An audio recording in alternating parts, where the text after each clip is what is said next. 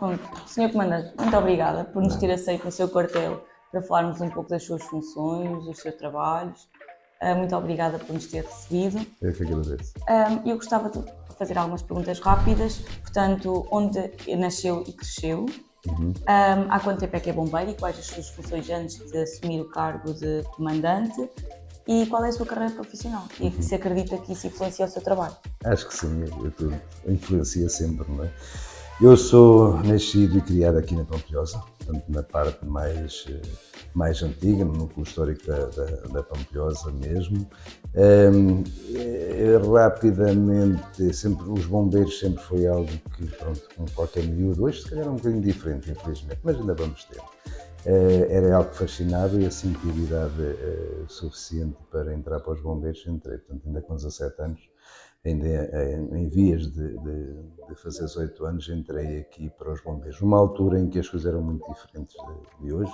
Estamos a falar, portanto, há 40, 30 e qualquer coisa anos, as coisas eram muito diferentes, nomeadamente a nível de bombeiros, mas pronto, foi realmente uma vida, aliás, eu estive nos bombeiros durante 15 anos, portanto, entretanto, a minha vida profissional,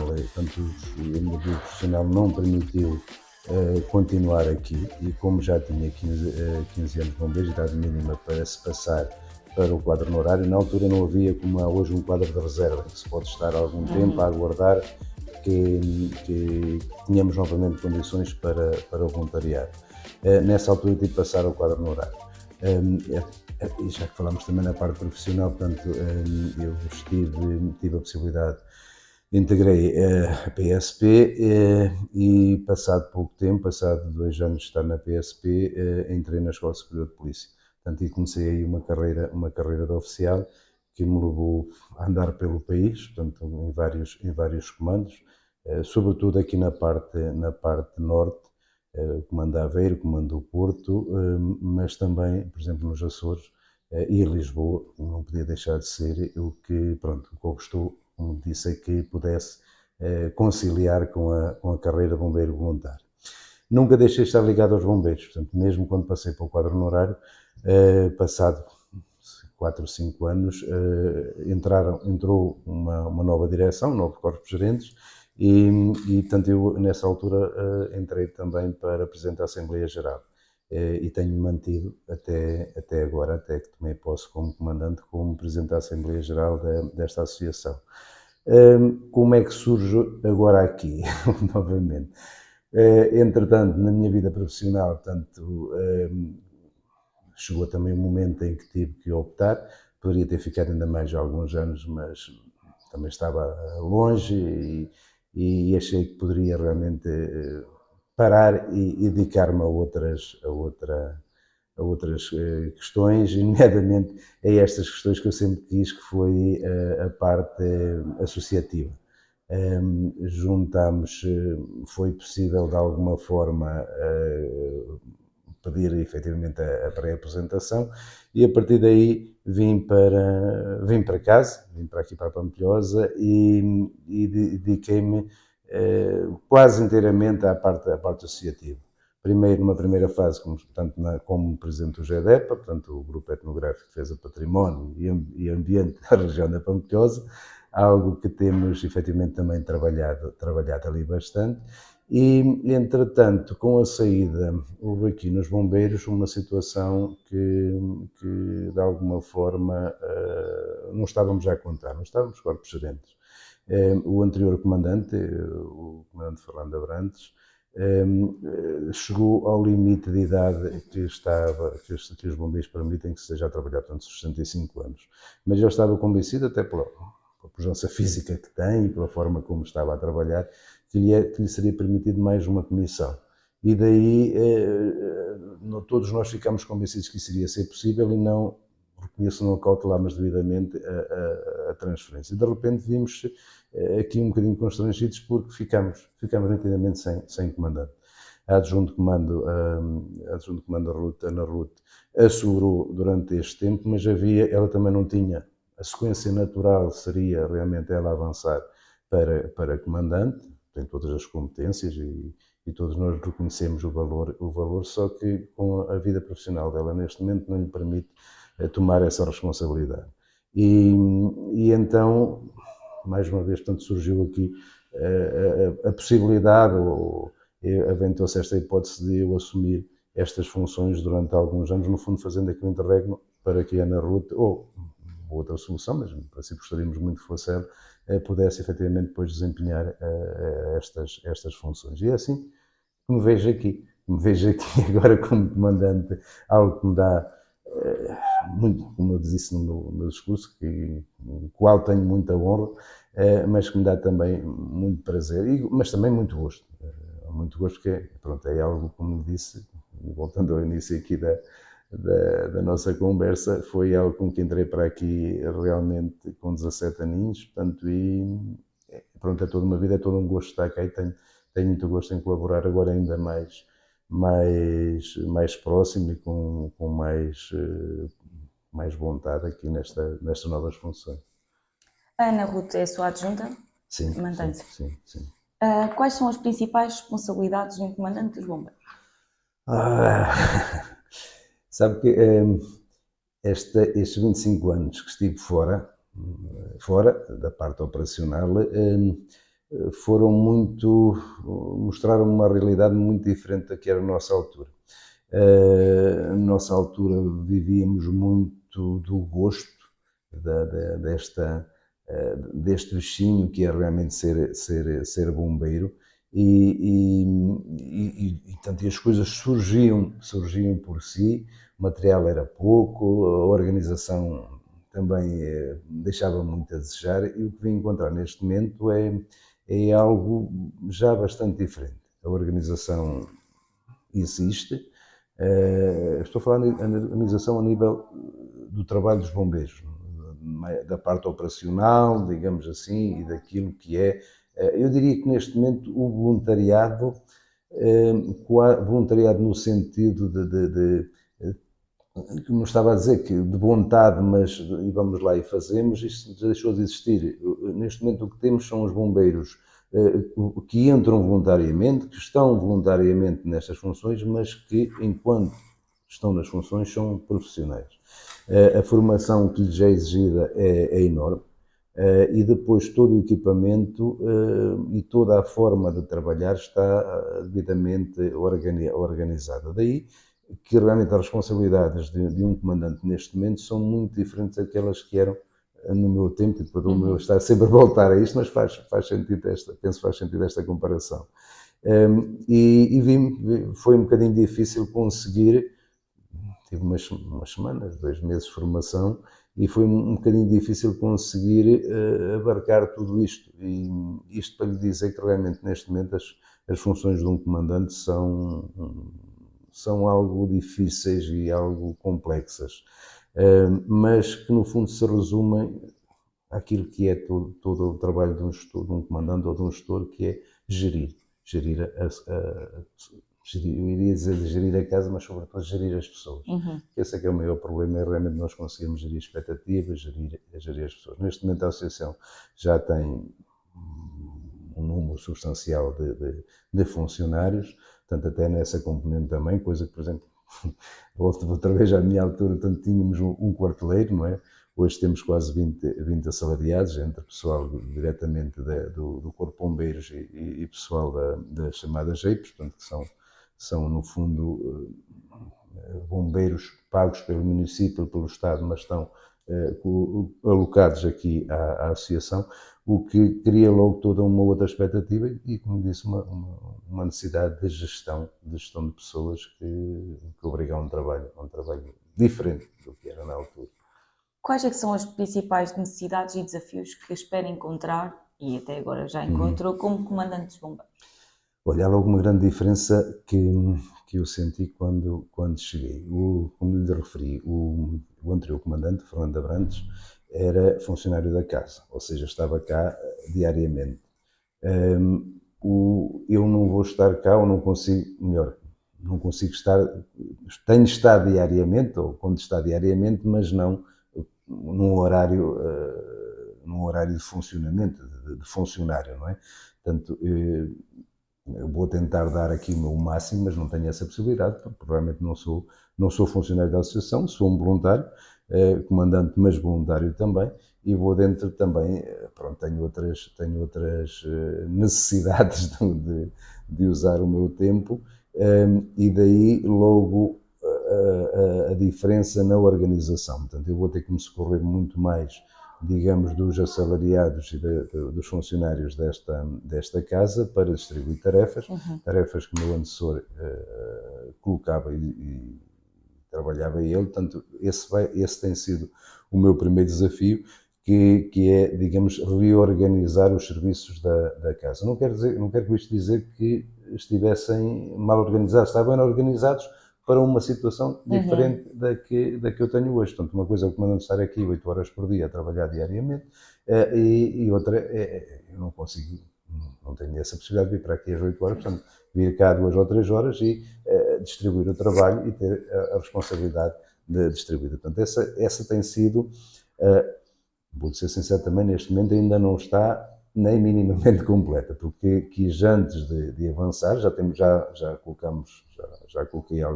distribuí algumas tarefas, mas antes de distribuir, quis perceber como é que estava, e mesmo conhecer também as pessoas, saber, muito embora nós tenhamos uma hierarquia, nós somos uma organização hierarquizada, mas pronto, há sempre alguma possibilidade, há uma flexibilidade para atribuir determinadas tarefas a quem está mais apto e com mais vontade, com mais uma percepção diferente para as desempenhar, não é? Portanto, e é isso que tenho estado também neste meio tempo a tentar fazer. Quais é que são as principais medidas que acha que são necessárias para melhorar a eficiência dos serviços prestados por vocês? Além desta organização que lhe falava, depois temos todo o resto envolvente, quer dizer, não há, permita-me a expressão, mas não há omeletes sem ovos, não é? Portanto, e temos duas grandes dificuldades aqui neste momento, aqui da minha análise, daquilo que elenquei. Uma tem a ver com o pessoal.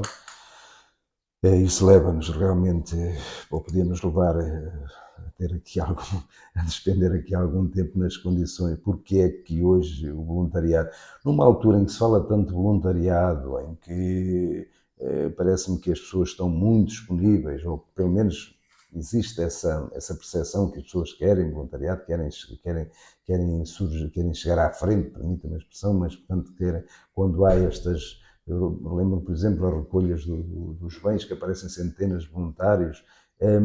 Para os bombeiros, aquilo que tem surgido é que não há tantos voluntários assim. A explicação mais fácil é que realmente uma coisa é ir 1 dia, 2 dias, 3 dias fazer uma ação de voluntariado, outra coisa é o voluntariado nos bombeiros, que exige realmente uma responsabilidade, uma responsabilização e, como ainda referi também, formação, muita formação, para a pessoa conseguir estar em condições de desempenhar a sua função. E cada vez mais. Ou seja, o voluntariado para os bombeiros é um voluntariado muito diferente de outros tipos de voluntariados. Como eu referi há bocadinho, por exemplo, no GEDEPA, é diferente. As pessoas chegam, estão, divertem-se um bocadinho, também com responsabilidade, mas é totalmente diferente. Não estão em causa, por exemplo, vidas humanas, não é? Nós temos a responsabilidade não só de defender as vidas que precisam das pessoas, precisam de nós, mas também as nossas próprias vidas, do nosso pessoal quando vai intervir. Portanto, e aí é preciso realmente uma capacitação que noutro tipo de voluntariado não existe. Daí que, eu estou convencido também por aí, nós temos tido alguma dificuldade em captar novos elementos. Portanto, e essa é, neste momento, a maior dificuldade. Não só em captar novos elementos, como manter no quadro ativo os elementos que temos. Eu vou tentar explicar. Como referi, nós temos, temos 2 quadros, o quadro ativo e o quadro de reserva. Quando um voluntário não consegue, não é quando estou a dizer consegue, não é porque não queira, é porque realmente pela sua atividade profissional.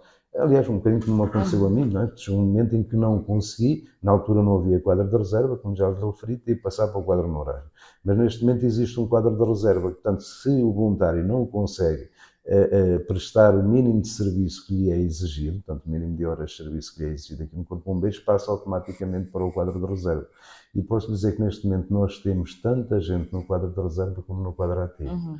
Dos 60 elementos, grosso modo, que temos neste momento no voluntários no Corpo de Bombeiros, 30 estão no quadro de reserva, o que, como vê, cria realmente uma dificuldade, os números, estes números não estão, são mais alguns, mas tanto, em números gerais são estes. E o que nos cria alguma dificuldade no dia a dia e, sobretudo, na gestão operacional. Depois, portanto, essa é realmente a nossa maior dificuldade, é realmente os meios humanos. Os jovens chegam com muita vontade, ainda felizmente nos vão chegando alguns jovens com muita vontade, mas depois a vida profissional, os estudos, o sair para trabalhar, muitas vezes, algumas vezes até no estrangeiro, portanto, levam a que efetivamente depois não possam conciliar aqui com a nossa atividade.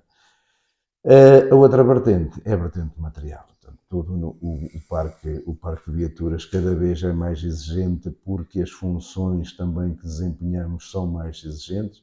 Temos, eu não podia deixar de dizer, temos muita falta de meios, temos felizmente alguns.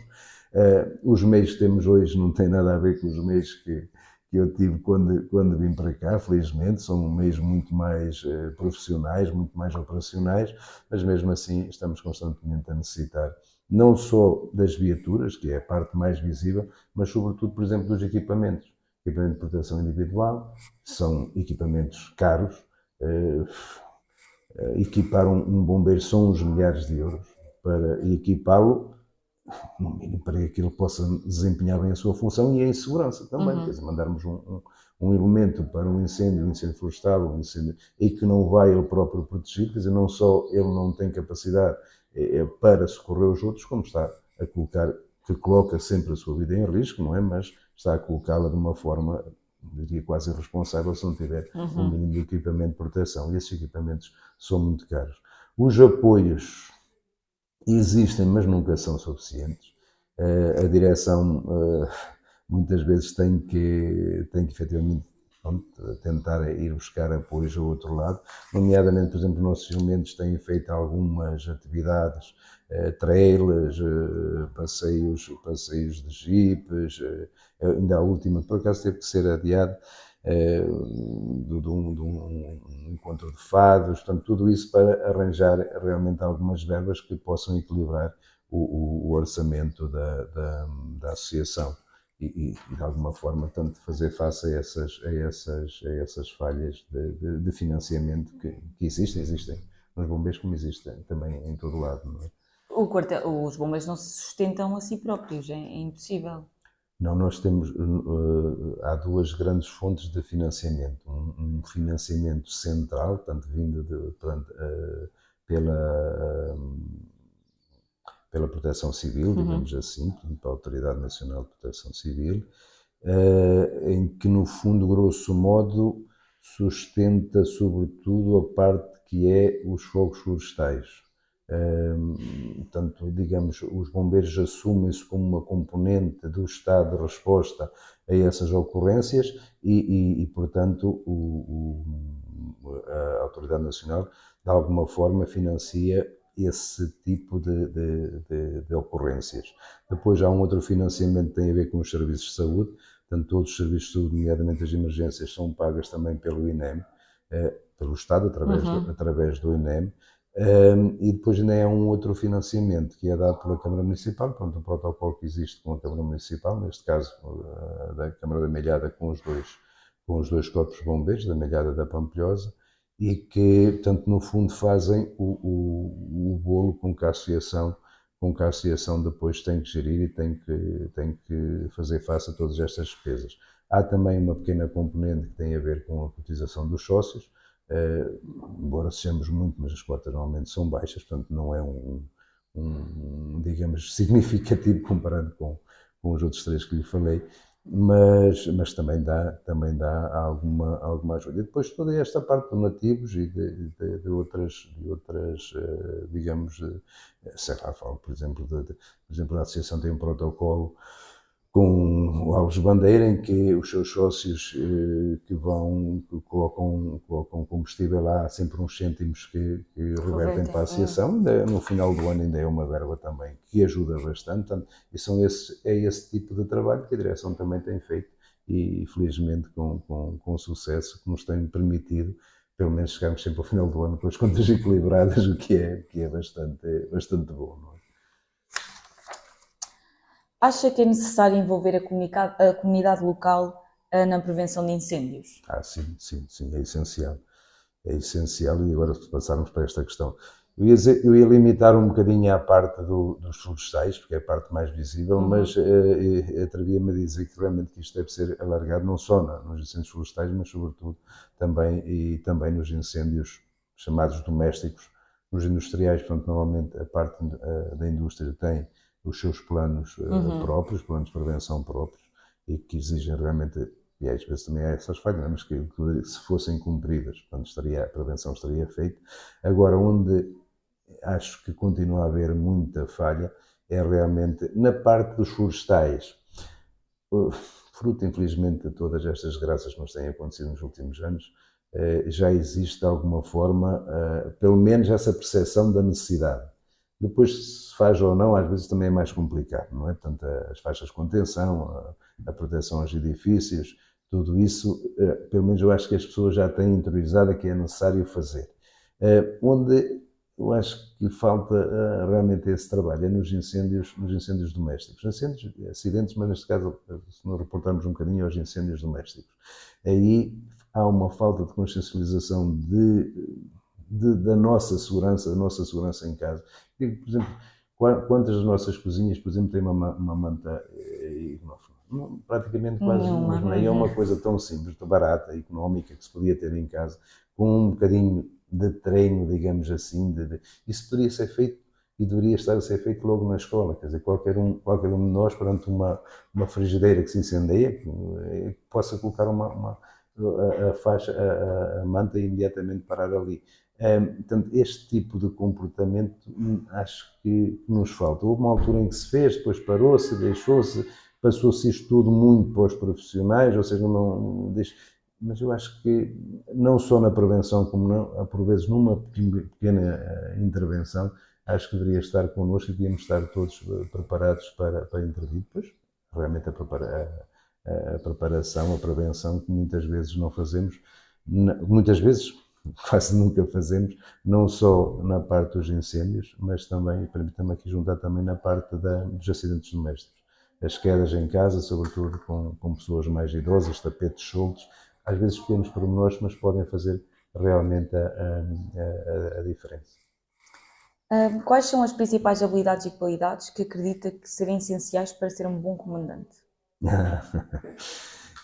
Eu costumo dizer que o importante é as pessoas terem vontade e aquilo que eu sempre referi em toda a minha vida é bom senso. O bom senso não... procurar o que é o bom senso, quer dizer, aquelas coisas que não dá propriamente para definir, não é? Mas que todos nós, quando se fala no bom senso, mais ou menos todos temos a ideia e fazemos a ideia daquilo que queremos. E acho que isso que é o essencial. Sobretudo, como lhe referi, quando o que está em causa é lidar com pessoas. Portanto, e lidando com pessoas, acho que esse é o essencial. É bom senso, é ouvir, é realmente ver e depois tomar a decisão. Também não podemos, de maneira nenhuma, por vezes, nunca vamos conseguir agradar a toda a gente. As nossas decisões normalmente têm sempre, afetam sempre as pessoas e afetando a gradação de um lado, mas de outra forma. Mas eu costumo dizer, desde que eu me deito à noite com a consciência tranquila, que tomei a melhor decisão, poderá até nem ser a melhor, mas para mim foi a melhor decisão, foi a decisão possível no momento. E é aí que eu faço questão todos os dias de tentar realmente melhorar e colocar. Como qualquer pessoa, normalmente temos sempre, por vezes, e sobretudo quando somos mais novos, hoje acho que já está um bocadinho diferente, mas quando somos mais novos temos tendência logo a tomar muitas medidas e a mexer. A vida foi-me ensinando também que as coisas têm que ser feitas com alguma lentidão. A lentidão não será esse o termo mais correto, com alguma paciência. Portanto, dando tempo também a quem está do outro lado para se adaptar. Falávamos já um bocadinho, por exemplo, na questão das mudanças. Evidente que já podia ter chegado aqui e colocado, olha, é assim, plano fica com isto, plano fica com aquilo, o organograma é este, mas eu acho que é preferível deixarmos as coisas fluírem. Deixar passar a ideia do que é que quer fazer, do que é que quer mexer, como é que me quer organizar. Ouvi-lo, acho que é muito importante também ouvir as pessoas que estão a trabalhar connosco, não é? Que vão trabalhar connosco, até porque eles já cá estão, não é que estou a chegar de novo, não é? Portanto, e a forma como estavam organizadas tem que necessariamente ser diferente, mas, portanto, dar-lhes tempo para que eles próprios assumam essa questão. Esta mudança. A mudança é sempre algo difícil das pessoas aceitarem, mesmo quando é para melhor. Mesmo quando é para melhor, às vezes as pessoas desconfiam e se me estão a oferecer isto, muitas vezes há aqui qualquer coisa que está escondida. Não é o caso. Aquilo que pretendo fazer aqui é dar o meu melhor para que efetivamente o Corpo de Bombeiros continue a prestar os bons trabalhos que tem prestado. Não venho inventar nada, não venho, aliás, como disse também, até porque também estou algo limitado na idade, só poderei fazer uma comissão e pouco. E não é essa a ideia é realmente fazer aqui um salto para que possa vir alguém, espero que do quadro, mas se não for possível, que venha alguém para depois realmente continuar este trabalho. Embora eu também sou muito defensor da limitação de mandatos. Aquilo que é obrigatório na política, eu acho que também nas associações, também quase que deveria ser obrigatório. Nós não nos podemos... É normal, nós estamos 5, 10 anos e a partir daí ficamos um bocadinho convencidos que somos o dono da razão, que já sabemos tudo e que pronto, e isso limita o crescimento das instituições, limita o crescimento, neste caso das associações e o seu melhoramento. Portanto, acho que aliás, era o que me referia a Pinheirel, que eu já gostava de ter feito no GEDEPA também. Já lá estou há 6 anos como presidente, mais 2 com, portanto, 8 anos. Era um momento, acho que se pode ir até aos 10 anos. Mais que isso, as pessoas já estão a prejudicar a sua própria, aquilo em que acreditam, aquilo em que está. Porque é preciso vir sangue novo, é preciso vir ideias novas para que as pessoas possam, para que as associações possam crescer, possam melhorar. E é um bocadinho que eu também gostaria de fazer aqui. Estes 5 anos, 6, 7 anos, que é o máximo que estamos, a partir daí tem que ser obrigatoriamente, mas mesmo que não fosse, acho que devia entrar gente nova, mudar, trazer ideias novas, adaptações e, no fundo, é um bocadinho isso que gostaria de fazer também aqui. Falámos há pouco que a motivação é uma preocupação, a motivação dos voluntários. Como é que pretende manter a motivação no trabalho de salvar vidas e proteger propriedades? Essa é outra das questões que me tem preocupado bastante. As motivações a nível...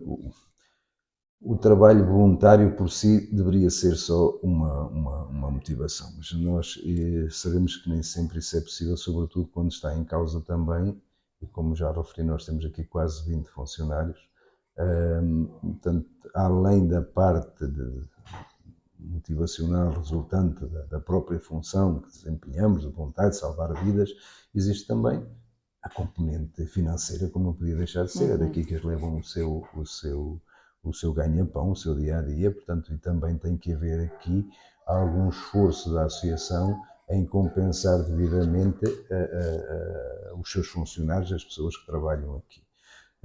Portanto, não sendo possível, porque, como disse, a associação tem que também ter algum cuidado com as suas despesas, para que o orçamento esteja equilibrado e, como lhe referi, tudo o que é renovação de material é extremamente caro. Aqui, muitas vezes, a parte, sobretudo a parte assalariada, tem aqui alguma dificuldade em conseguirmos conciliar e conseguirmos motivá-los por esse aspecto. De qualquer forma, já conversei com a direção, há algumas ideias que podemos ter e que estamos a ter e que vamos tentar implementar, nomeadamente permitindo que estes funcionários, enquanto grande parte deles, todos, também são voluntários e que possam, na sua hora de serviço de prestação de voluntário, nomeadamente, por exemplo, nós todos os dias temos um piquete noturno assegurado exclusivamente por funcionários, por voluntários, desculpa, exatamente, por voluntários. Apenas há um funcionário que fica à central, portanto, digamos, o serviço da central, esse sim, é assegurado, porque aí não pode haver falhas. No piquete nós já colocamos sempre alguns elementos a mais, digamos, com a possibilidade de alguns não poderem efetivamente estar, mas portanto o Serviço Central, pela sua complexidade e pela sua obrigatoriedade, esse é assegurado por um funcionário, mas os outros, portanto, durante a noite, são voluntários que ficam. E que esse serviço de voluntariado possa efetivamente também ser compensado de forma a juntarmos à componente motivacional da função também uma componente financeira que de alguma forma ajude, pronto, também a reforçar essa motivação. Não é? Era bom que isto não fosse necessário, era bom que apenas a parte motivacional fosse suficiente, mas muitas vezes isso não é e precisamos realmente também de um apoio financeiro para ajudar a essa motivação. É um bocadinho isso que estamos a trabalhar, com cuidado, como disse, porque o orçamento tem que se manter equilibrado. Eu queria perguntar, nós falámos há pouco das obras do quartel, gostava que nos explicasse quais é que são as grandes obras que vai fazer. Pronto, neste momento a parte das obras é uma... Explicando-lhe muito brevemente como é que funciona o Corpo de Bombeiros, ou melhor, a Associação Humanitária de Bombeiros Voluntários da Pampilhosa tem, no fundo, permita-me, dois poderes. O poder diretivo e o poder do comandante. Ou seja, tudo aquilo que é parte operacional, a responsabilidade está comigo e, portanto, daí sou eu que tomo as decisões e que coloco. Mas tudo aquilo que é, digamos, a parte funcional, desde as viaturas, adquirir viaturas, reparações, tudo isso, eu tenho que ir reportar, mas depois eu apresento a direção que toma a melhor decisão, digamos, financeira e de gestão de como, onde, em que termos é que vai fazer essa reparação. O mesmo se passa, por exemplo, com as instalações. Ou seja, nós reportamos aquilo que temos necessidade e depois a direção tem que, de alguma forma, e quando digo a direção e o comando, isto não é estanque. Eu faço parte também, por inerência, eu faço também parte da direção. Tenho assento nas reuniões de direção, também onde coloco exatamente estas necessidades do corpo ativo, necessidades do corpo de bombeiros. E, portanto, uma das necessidades que foram elencadas, ainda pelo meu antecessor, foi realmente a necessidade de aumentar a capacidade de dormidas femininas, portanto, das senhoras, aumentar a capacidade da camarata feminina, porque, felizmente, hoje temos tantas senhoras como homens aqui no Corpo de Bombeiros e isso na altura, portanto, o nosso quartel tem 23 anos de construção.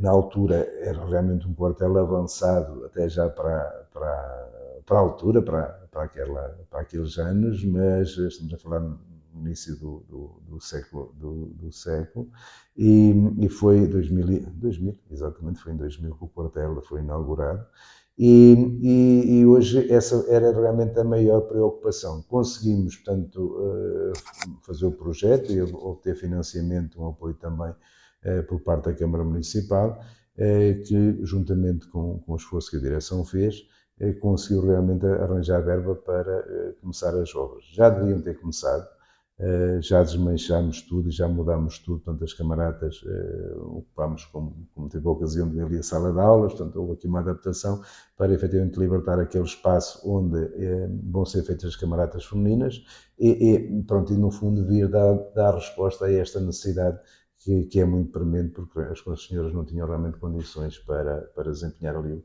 tal serviço de piquete, não tinham capacidade para isso. Agora, neste momento ainda não temos, ainda não as começamos, mas no finalizar, aproveitamos também estas obras para apostar também um bocadinho na eficiência energética. Portanto, vamos colocar também, por exemplo, na parte do aquecimento das águas, que era algo também que nos levava bastante, que nos criava bastante despesa. Portanto, vai acabar por funcionar toda com painéis solares. fazemos parte também de uma comunidade energética, portanto vamos colocar painéis solares também aqui no escudo. Então, vamos também aproveitar estas obras para fazer um bocadinho de eficiência energética, de forma também a baixarmos a nossa fatura mensal. Portanto, e esse é neste momento o projeto um bocadinho mais forte, mais pesado que temos neste momento aqui no quartel. Vamos mesmo a chegar ao fim. Estávamos a falar há pouco das iniciativas que os vossos bombeiros já fizeram. Promoveram trails, passeios de jeep, até pensaram já num encontro de fados. Que iniciativas são próximas que nos possa já dar? Vamos fazer novamente o nosso trail, que reúne realmente muitas. Andamos já neste momento a abrir os novos caminhos, para não ser igual ao do ano passado, né, que as pessoas que gostam de ver isto, gostam de ver novas paisagens, mesmo aqueles onde vão passar, que são os mesmos caminhos, os mesmos trilhos, vão ser feitos ao contrário, portanto, iniciando pelo fim, de forma a que realmente as pessoas sintam que é diferente. Esse é o maior evento que estamos a organizar. Os outros vão surgindo consoante às vezes há possibilidades e há também ideias. Mas colaboramos muito, felizmente, também, por exemplo, as comissões de festas, normalmente pedem-nos para se associarmos e depois também, normalmente, reverte alguma parte substancial dos lucros para os bombeiros, e nós também temos essa obrigação. Por exemplo, estamos a colaborar agora com o São João, com as festas de São João, e vamos agora este fim de semana também à festa a Barcoço, portanto, não só aqui na Pampilhosa, mas sobretudo também nas outras freguesias com as quais que são a nossa área de atuação. Não só as freguesias do concelho, como também as freguesias aqui limítrofes, que embora não sendo nossas áreas de atuação, lembro, por exemplo, aqui a freguesia do Botão, que pertence aos colegas brasfenos enquanto área de atuação, não é? Mas que nós, fruto da proximidade, também muitas vezes somos nós que avançamos logo numa primeira fase no socorro imediato, e portanto as pessoas também reconhecem isso e muitas vezes também colaboram connosco na recolha de fundos tão essenciais para o dia-a-dia. Portanto, é um bocadinho isto o que vamos fazer. Normalmente colocamos no nosso Facebook, portanto no nosso site, que é algo, agora também está algo parado, mas vamos reativar de novo, e contamos também sempre convosco com a comunicação social para fazer realmente a difusão destas nossas iniciativas. Desde já eu também agradecer. Nós estávamos a falar, são 60 bombeiros do corpo ativo. Número redondo, somos um bocadinho mais, não chegamos aos 70, mas anda aí pelo meio. E antes de ser comandante, era Presidente da Assembleia? Assembleia Geral, sim. Estava, digamos, como vimos já há bocadinho, antes de chegarmos aqui, não é que estivemos a ver o edifício, no fundo, compõe-se 2 blocos, coisa que não existe, ou que não deveria existir, digamos assim, e eu estava, digamos, nesse bloco de apoio à função operacional. Mas cada vez mais nós temos de ser um bloco único, trabalhar em conjunto, e temos trabalhado, sinceramente, em conjunto, claro que também respeitando as responsabilidades de cada um. A responsabilidade do comandante é uma, a responsabilidade do presidente é outra. Temos de falar, temos que consertar posições, mas pronto, há respeito mútuo, digamos, pelas funções de cada um, para que as coisas também funcionem em harmonia, não é? Última pergunta. Na sua opinião, qual é a importância de uma cooperação ativa, instruída e capacitada? É essencial. Como eu lhe referi, os bombeiros hoje é totalmente diferente daquilo que foi no meu tempo. A responsabilidade é enorme, está em causa a defesa de vidas humanas, portanto não pode ser de outra forma senão com uma formação e com uma interiorização de conhecimentos suficientes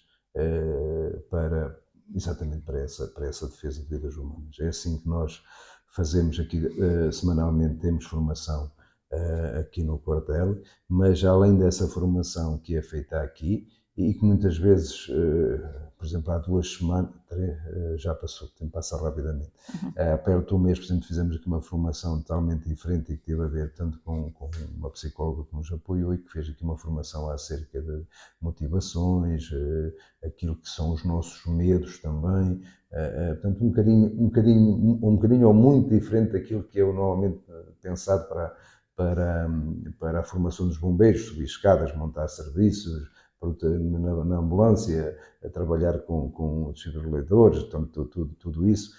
Aqui foi um bocadinho mais à parte comportamental, que é algo também que nos preocupa e a qual temos dado também muito interesse. Ou seja, para que se salve, é preciso que nós estejamos em condições não só físicas, mas também emocionais para essa tarefa. E, por exemplo, a questão dos medos é algo que os bombeiros não deixam de ser pessoas e, portanto, chegar a um local e ver um acidente, como nós vemos às vezes tudo, quer dizer, há emoções que nós também temos que trabalhar e que temos que saber controlar. E, por exemplo, essa foi a minha adjunta ainda que marcou essa formação e está totalmente correto, é aquilo que eu defendo inteiramente, que é não só trabalhar, como disse, a parte física, mas a parte emocional também dos nossos homens e mulheres que trabalham aqui connosco. Há alguma pergunta que eu não tenha colocado, gostasse de fazer referência? Não, acho que falámos um bocadinho de tudo, mas agradecer realmente também a vossa disponibilidade e acho que tudo o que seja possível de passar para as pessoas e dizer, sobretudo, portanto, aos mais jovens, mas também aos menos jovens, que os bombeiros precisam de pessoas com vontade, precisam de pessoas que tenham alguma disponibilidade, também é preciso alguma disponibilidade para trabalhar aqui connosco. Nós estamos abertos, todos os anos abrimos escolas de formação e é uma pena que, pronto, neste momento as pessoas, eu acho que se continua a fazer muito voluntariado, mas se calhar por aquilo que referi, deste voluntariado ser um bocadinho mais, exigir um bocadinho mais que aquilo que são os outros, as pessoas muitas vezes afastam-se. Teríamos muito gosto em receber aqui realmente mais voluntários, pessoas com vontade de trabalhar dentro das suas possibilidades, mesmo não só aqui, como também na parte administrativa. Na parte da direção também tem muita dificuldade, eu falava lá um bocadinho na questão da limitação dos mandatos. Esta direção, penso, já vai com 14 anos de mandato e precisava realmente também descansar um bocadinho e, como disse, trazer novas ideias, e não se consegue, as pessoas não aparecem, não surgem, portanto, eu deixava também convosco o apelo, este apelo final, no fundo, que venham ter connosco, se há... Estou a falar um bocadinho de causa própria, não é? Mas se há realmente algum voluntário, algum voluntariado que mereça esse tratamento, este é um deles e é uma pena enorme que eu vejo que cada vez mais está-se a passar por uma parte de profissionalização, também é necessário, mas que poderíamos continuar a manter isto que é tão nosso, que é tão português, que é realmente esta questão de voluntariado, os bombeiros voluntários que saem, que vão, que fazem, que estão ali meses, dias, semanas a trabalhar, digamos, em prol do próximo, sem nenhum ou com muito poucas contrapartidas, e era bom que as pessoas viessem. Era isto que eu deixava convosco. Muito obrigada por ter aceito o convite. Muito obrigada por ter recebido.